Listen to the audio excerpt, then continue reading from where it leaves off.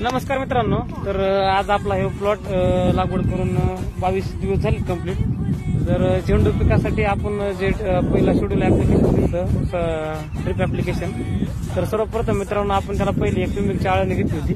त्याच्यानंतर ह्युमिकची आळवणी घेतल्यानंतर 4 दिवसांनी 5 दिवसांनी 19 एक डोस दिला। त्याच्यानंतर 1261चा एक डोस दिला।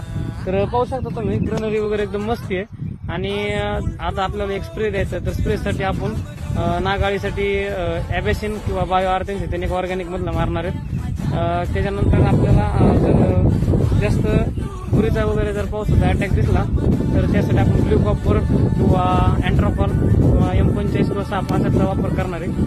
तर तुमच्याही पिकात जर असे 22-23 दिवसात जर झेंडू झाला असला तर फुटव्यासाठी त्यासाठी तुम्ही 1261चा उपयोग करा, किंवा फवारणीसाठी एक चांगल्या प्रतीचं कीटकनाशक नागाळीसाठी आणि एक बुरशीनाशकचा वापर करा, साप किंवा M45 किंवा